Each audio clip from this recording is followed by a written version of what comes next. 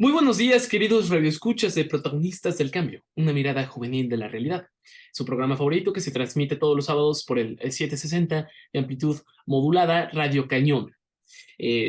Soy Fernando Lucio, me encuentro muy contento de acompañarlos el día de hoy y hoy pues podrán notar que estoy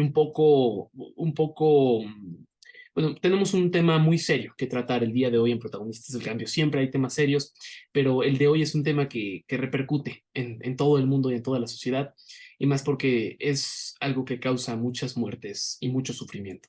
Y también para continuar con con la celebración, pues decidimos abordar aquí en Protagonistas del Cambio este tema, ¿no? Que nos duele a todos, el conflicto de ya muchos años, pero que escaló este mes de Israel y Palestina, porque en Protagonistas del Cambio apostamos por la solución de los conflictos de forma pacífica, porque sabemos que en las guerras, todos, sin importar quién gane logísticamente o como sea, en las guerras siempre la humanidad pierde, y particularmente los más afectados siempre son la población civil y el medio ambiente.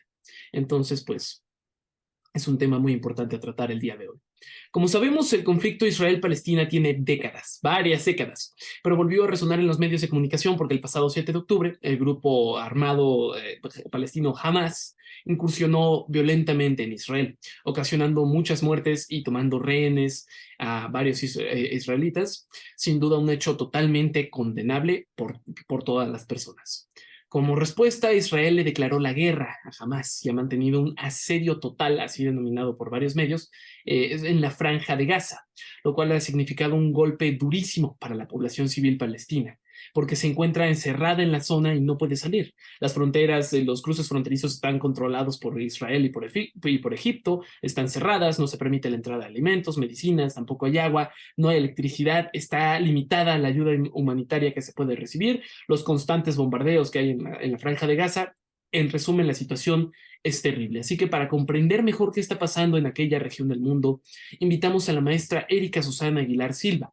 Ella es maestra en estudios de Asia y África con especialidad en Medio Oriente por parte del Colegio de México, licenciada en Relaciones Internacionales por la Facultad de Ciencias Políticas y Sociales de la UNAM, y actualmente es doctoranda en Ciencias Políticas y Sociales con orientación en Relaciones Internacionales en la Facultad de Ciencias Políticas y Sociales de la UNAM. Muchas felicidades, bienvenida, ¿cómo está? ¿Cómo se encuentra el día de hoy aquí en Protagonistas del Cambio? Hola, Fernando, pues muchas gracias por la invitación. Pues como bien dices, muy preocupada, consternada, porque este, como muchos otros, es un asunto que debe dolernos a todos, y no estoy aludiendo a un discurso de revictimización, sino a que siempre debe dolernos e incumbirnos a todos como sociedad internacional cuando se violan sistemáticamente los derechos humanos y la dignidad humana. Esto es completamente cierto, esto no es parte de un discurso. La realidad es que todos como seres humanos debemos sentirnos violentados cuando se violentan los derechos humanos de los otros. Tenemos que velar siempre por la máxima garantía y aplicación de los derechos humanos, y que también los estados estén obligados a aplicar, a respetar estos derechos humanos, a garantizar estos derechos humanos, y también y seguir las leyes del derecho internacional, pues para no ocasionar estos conflictos. Entonces, bueno, muchas gracias, maestra. Igual comparto pues el sufrimiento, la pesadez del ambiente, ¿no? De este tema, pero vamos a empezar a desmenuzarlo, por así decirlo. Entonces, maestra Erika, cuéntenos un poco, bueno, cuál es por qué está este conflicto entre Israel y Palestina. ¿Cuáles son sus causas? ¿Cómo se originó? Porque no se originó de la nada. Así es, siempre será oportuno volver a hacer una revisión de los momentos pues, clave en la historia del conflicto, del fenómeno que estemos analizando. Y eso va a hacer la diferencia respecto a otras opiniones que luego podamos escuchar en medios de comunicación masivos que se limitan a lo inmediato, sin a veces dar este pues, ojeo en la historia para evidentemente encontrar esos puntos de inflexión, esas claves históricas que nos va a dar un contexto mucho más amplio para que podamos realmente analizar una escalada de conflicto como la que estamos viendo en estos momentos. Y bueno, pues ciertamente al conflicto entre Israel y Palestina, que así es comúnmente denominado, lo primero que habría que decir es que en todo caso es un conflicto asimétrico, porque no se trata entre dos estados, ¿no? Oficialmente, de jure, el Estado de Palestina pues no existe, ¿no? No está reconocido bajo derecho internacional, no tiene una soberanía reconocida, una independencia respetada, unas fronteras fijas, no lo tiene. Lo que sí tiene es un estatus oficial internacional otorgado por la Organización de las Naciones Unidas desde el año 2012 como un Estado no miembro o un Estado observador de la Organización de las Naciones Unidas, que obviamente eso le permite tener un asiento, participar, pero evidentemente no tiene voz y voto como los miembros de pleno derecho de la Organización de las Naciones Unidas.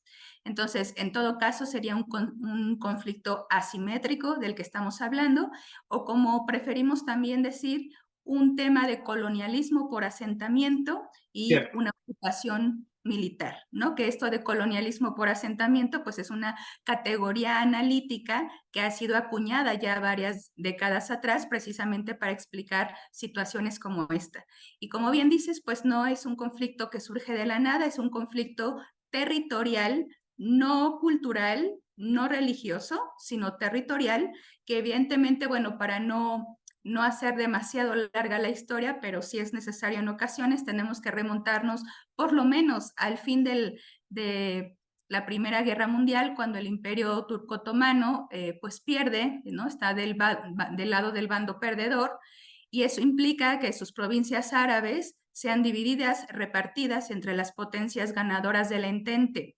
Lo que va a suceder con lo que es la Palestina histórica, como se le llama, es que va a ser un mandato británico hasta que los británicos, después de la Segunda Guerra Mundial, pues consideran insostenible este tema. Recordemos que Europa, en gran o menor medida, según el país del que hablemos, queda devastada después de la Segunda Guerra Mundial y, pues como en el caso de los británicos, pasan sus casos pendientes de descolonización a la Organización de las Naciones Unidas, que en teoría debería haber remitido situaciones como la Palestina al Consejo de Administración fiduciaria, para que completara este proceso de independencia, cosa que no sucedió.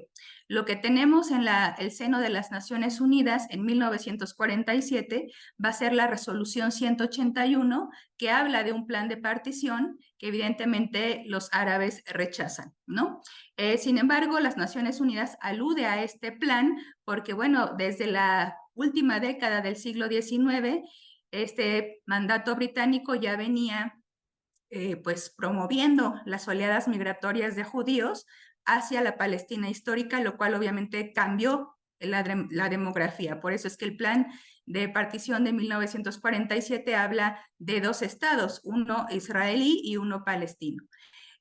Lo que sucede al año siguiente, 14 de mayo de 1948, es el establecimiento o el nacimiento formal del Estado de Israel, pero no del Estado de Palestina como contemplaba la resolución 181. Entonces, esto va a ser la gran catástrofe, la Nakba, que es un término que se está utilizando en la coyuntura actual, porque, bueno, supuso también el desplazamiento forzoso de población palestina, como lo que estamos viendo en estos días, ¿no? Ese traslado de más de 1 millón de personas de la parte norte y central de Gaza hacia el sur, ¿no? Eso fue la Nakba, que, digamos, la historiografía tradicional palestina también la considera como la primera de 4 guerras árabes israelíes. La segunda sería la de 1956, la tercera la de 1967, cuando el Estado de Israel ocupa militarmente Gaza, Cisjordania, Jerusalén Este, pero también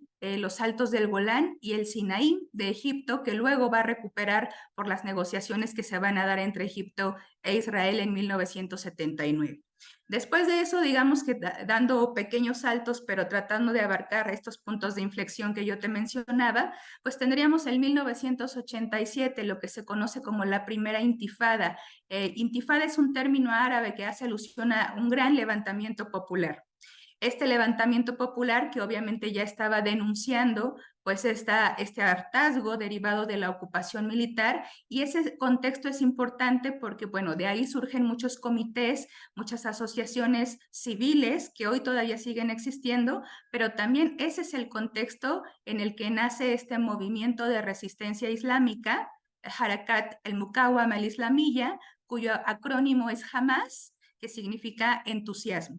Ese es el contexto en el que nace Hamás. Y bueno, luego teníamos también una segunda intifada en el año 2000, un gran levantamiento popular, y en el 2000, del 2000 al 2003, pues un periodo, digamos, intenso de negociaciones de paz para que se pueda dibujar una hoja de ruta, como le han llamado, para el establecimiento de un Estado palestino, cosa que pues evidentemente no se ha concretado. Luego tendríamos, por ejemplo, el año 2005, cuando este movimiento Hamás, que se había opuesto siempre a la existencia de una,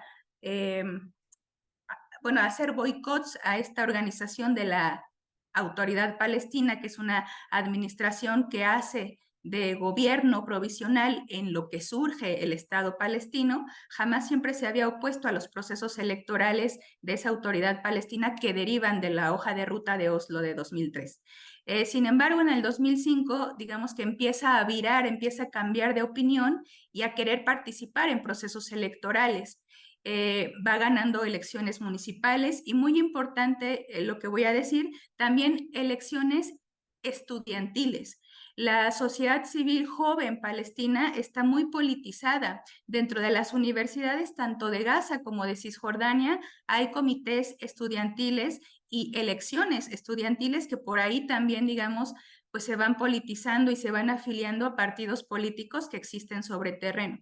Entonces, en 2005 Hamás va ganando elecciones estudiantiles y elecciones municipales, lo cual obviamente lo refuerza para que al año siguiente su partido político Cambio y Reforma contienda en las elecciones legislativas palestinas y las gane.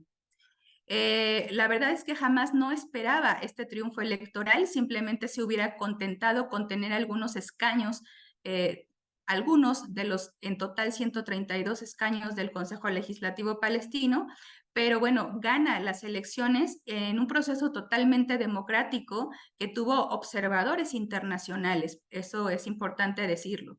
Sin embargo, bueno, en ese entonces, Condoleezza Rice, la secretaria de Estado de Estados Unidos, pues fue una de las primeras líderes de Occidente que salió a decir que Estados Unidos desconocía esas elecciones y que no se podía gobernar con un pie en la política y con un pie en el terror. Porque ciertamente este movimiento islamista Hamás no es homogéneo, pero se le ha catalogado de terrorista porque ciertamente cuenta con un brazo armado, que es justamente pues esta ala que cometió esta incursión el 7 de octubre pasado. Bueno, a partir de ese triunfo electoral a Hamás se le prohíbe gobernar y lo que va a suceder es que el partido Fatah, que es la otra facción política protagonista en la escena palestina, se va a quedar gobernando con el apoyo de Occidente la parte de Cisjordania y jamás va a gobernar la Franja de Gaza. Pero pues al año siguiente, 2007, se le impone este bloqueo por cielo, mar y tierra, se le declara a la Franja de Gaza una entidad hostil y pues se tiene este bloqueo que pues imagínate qué efectos tiene sobre la sociedad civil, efectos devastadores en términos humanitarios. En 2012 es cuando mencionábamos, es reconocido el Estado de Palestina con este estatus de no miembro u observador. Sin embargo, bueno, de 2007 hasta la fecha, el territorio de la Franja de Gaza ha sido castigado duramente por varias operaciones militares desde 2008, 2012, 2014, 2021. Y bueno, esto obviamente trae aparejado que la situación de la gente común, de los palestinos y palestinas de a pie, mayoritariamente jóvenes y niños, pues tengan las consecuencias de una sociedad internacional que, como decíamos, pues no alza la voz ante estos castigos colectivos y violación sistemática del derecho internacional y del derecho internacional humanitario. Entonces, bueno, a muy grandes rasgos, este es el recuento de fechas clave que tendríamos que conocer para entender un poco de mejor manera lo que hoy estamos observando.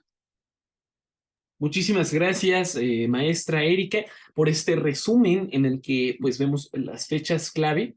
Y como bien usted hace énfasis en la palabra resumen, porque es un conflicto que lleva entonces bueno, que lleva históricamente desde antes de la Segunda Guerra Mundial, desde esta Primera Guerra Mundial, los los poderes, las potencias europeas peleándose, repartiéndose territorios en África, en Medio Oriente, teniendo colonias en los 50 y para adelante, que bueno, ya empieza ahora sí este conflicto más de una manera más fuerte.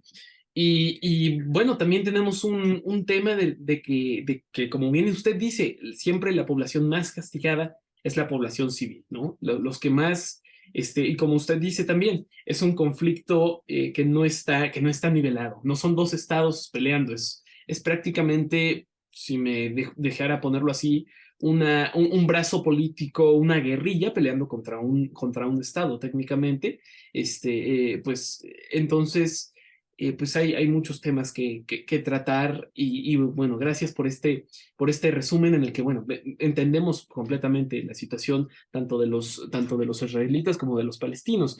Y ahora, justo que hablamos de la Franja de Gaza, estamos ante 2.3 millones de personas que viven ahí, que están padeciendo, pues, por esta escalada de violencia del 7 de octubre, un asedio total, además de bombardeos constantes.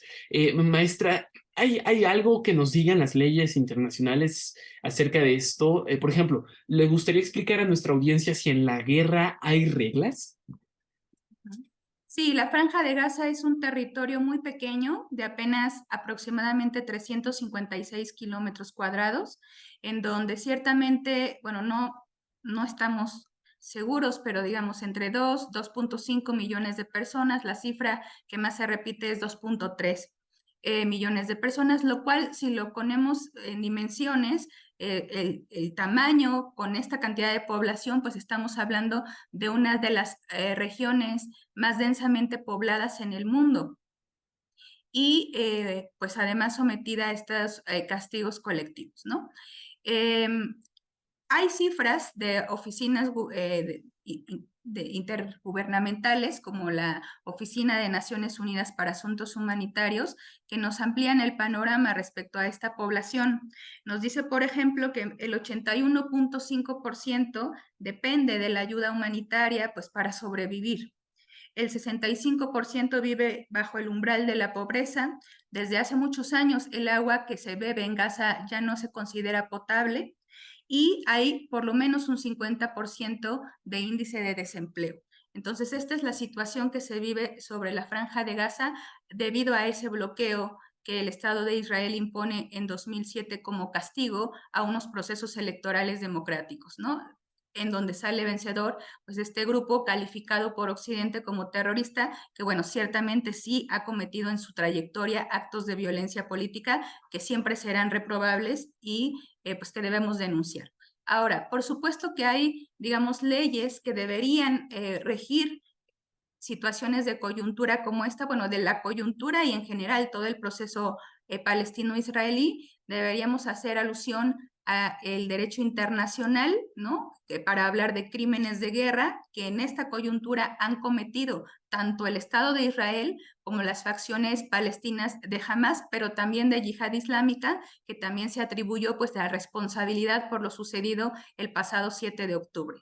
Pero además también tenemos el derecho internacional humanitario, estas convenciones de Ginebra, que sobre todo la que tendría que aplicar en casos como este, pues es la cuarta convención de Ginebra relativa a la protección de vida de las personas civiles en tiempos de guerra. Este instrumento jurídico de 1949 que lastimosamente no deja de tener vigencia y que si, bueno, tenemos espero que nos hagamos de un tiempo pues para revisarlo en nuestras casas, en algún rato que dispongamos de tiempo, de revisarlo con mucho cuidado, recorrer su capitulado, sus artículos, porque ahí nos vamos a dar cuenta de que Israel, el Estado de Israel, podemos denominarlo como un Estado criminal. Y cuando digo criminal, no recurro a la ligera a un adjetivo calificativo, sino a lo que esta convención califica como crímenes donde se encuentra, por ejemplo, pues esto de los castigos colectivos que hemos estado hablando tanto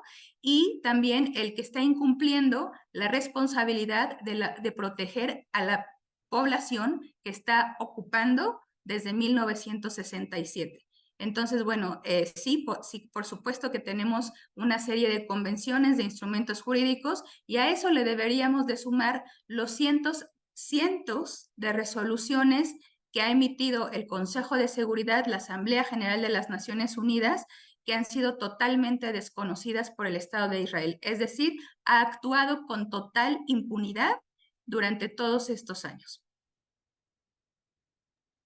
Sin duda una situación muy terrible, más que nada para el pueblo palestino, ¿no? Hay muchos medios que hablan incluso de que ya es completamente correcto decir el término que es un estado apartheid, ¿no? Entre la población palestina y lo que es la población judía, que es un estado apartheid y que eso no se puede debatir, que eso ya está definido.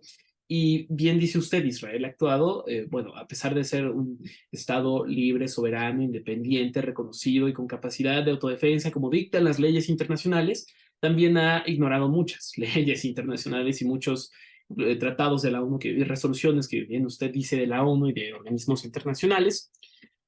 Y bueno, es una situación de preocuparse, ¿no? Porque esto nos habla mucho de por qué hubo en estos últimos años una terrible escalada de violencia. Es como una olla, si me permite hacer la analogía, yo siento que es como una olla de presión, ¿no? Tanta presión acumulada de tantos años, tantos momentos, tantas fechas en las que hay pues estas explosiones de violencia por tanta presión, por tanta, pues por tanto, por el hecho de que es un neocolonialismo, un estado apartheid y que bueno, que hay una terrible violencia hacia la población palestina. Entonces, bueno, también actualmente estamos ante el riesgo de que Israel realice una invasión terrestre, ¿no? Lo cual sin duda empeorará aún más, aunque no parezca posible, la situación de miles de palestinos, sobre todo de, pues, bueno, las niñas, niños, adolescentes y jóvenes en la Franja de Gaza. He leído, si me deja serle sincero, que muchos medios lo clasifican de un exterminio. Entonces, tengo mucha curiosidad de saber cuál es el término correcto. ¿Estamos ante un exterminio de la población palestina? ¿No? ¿Qué nos puedes decir, por favor, maestra Erika? Claro que sí. Bueno, primero quiero añadir un poco a lo que tú estabas comentando. Sí, este término de apartheid, que obviamente deriva un poco de la experiencia sudafricana, país que por cierto pues ha apoyado la causa palestina precisamente porque hay una pues relación especular, ¿no? De los procesos que han sufrido. Y además porque si uno visita Cisjordania, que no está bloqueada, pero donde obviamente existen al menos 700,000 colonos israelíes, pues usurpando ilegalmente territorio palestino, si vemos una división tipo apartheid, ¿no? Que justifica el empleo pues de este término. Tenemos calles divididas, ¿no? Tenemos pues estos asentamientos en donde no puede pasar la población palestina. Si uno visita como internacional, pues el ejército, dolorosamente los chicos de tu edad que están haciendo el servicio militar, pues están tan adoctrinados que te dicen no vayas por ahí porque ese es el barrio de los terroristas, ¿no? Entonces están repitiendo sistemáticamente este discurso y contemplarlo es muy fuerte. Por otro lado, también quiero añadir que las mismas resoluciones de las Naciones Unidas, por ejemplo, la 7030 de 1973, pues hace alusión a que el pueblo ocupado tiene el derecho a resistir la dominación colonial por todos los medios posibles. Y cuando se dice todos los medios posibles, la misma resolución agrega incluso la resistencia armada. Y aquí obviamente no estoy haciendo una apología de la violencia, simplemente me estoy remitiendo a lo que dicen las resoluciones emitidas por las Naciones Unidas, ¿no? El derecho a resistir que la tienen los pueblos en general. Por otro lado, sí, este es una limpieza étnica. Voy a recurrir a esta denominación, que así se habló del proceso de la Nakba de 1948, que de nueva cuenta tanto israelíes como palestinos están rescatando, digamos, ese término para hablar de lo que sucede en la actualidad. Una limpieza étnica que tiene estos antecedentes que hemos mencionado y bueno, sobre terreno, las y los palestinos en este momento están hablando de genocidio. Entonces, más allá de las etiquetas o categorías que surjan desde la academia o desde el periodismo, me gustaría también pues usar los términos que está usando en este momento la población palestina, que hace unas horas, además, pues el Estado de Israel ha bombardeado un hospital, que bueno, eso es totalmente reprobable, perdón, y no sabe exactamente qué nos está sucediendo como sociedad civil, como sociedad internacional, que de verdad, reitero, no debemos estar en silencio ante estas atrocidades. Es una violación flagrante nuevamente al derecho internacional humanitario, y las partes involucradas en la escalada de violencia deben ser sancionadas de la misma manera. Entonces, bueno, yo usaría o rescataría esa terminología. Por un lado, el de limpieza étnica, que se ha usado tradicionalmente para el caso palestino, y enunciaría que los palestinos y las palestinas que nos están transmitiendo sus últimos mensajes, y lo digo porque se están quedando sin electricidad en sus teléfonos celulares, pues nos hacen este llamamiento a lo que ellos llaman como genocidio. Sin duda, las palabras que usted nos dice, maestra, pegan, golpean directo, muy duro. Bueno, ahora que se rescatan estos términos de limpieza étnica, de, pues, de genocidio del pueblo palestino, la verdad es que, pues sí, el no tener acceso a los medios de comunicación desde tu teléfono celular porque te cortaron la luz y le cortaron la luz y el agua y los servicios públicos a a toda la franja de Gaza es ahí una vulneración terrible de los derechos humanos. Ahí está y eso puede escalar hasta lo que es el genocidio. Entonces, pues ya se nos está acabando el tiempo, se fue rapidísimo este programa, maestra. Entonces quisiera, disculpe, saber si de manera muy breve nos podría decir qué podemos hacer nosotros como ciudadanos, pues para mejorar la promoción de la cultura de la paz, ¿no? El poder, pues convivir como seres humanos sin que lleguemos a estos puntos tan extremos. Cómo puedo yo, por ejemplo, maestra, pues ayudar a construir la paz en el mundo?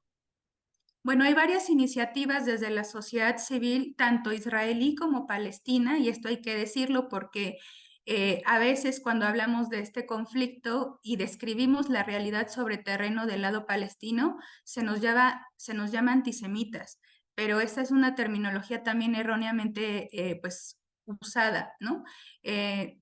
No, lo que estamos apelando es justamente a promover, como dices, la cultura de la paz, el respeto a los derechos humanos, a la dignidad humana, y en ese sentido han surgido desde hace varios años iniciativas, repito, desde la sociedad civil, tanto palestina como israelí, como por ejemplo Breaking the Silence. Breaking the Silence es una organización de ex militares israelíes que, bueno, digamos, arrepentidos por las atrocidades que tuvieron que cometer, pues al pertenecer a esa institución israelí, pues ahora están, digamos, renegando de esa institución y haciendo lo posible por pues que más jóvenes se nieguen a formar parte del ejército, se nieguen a hacer su servicio militar.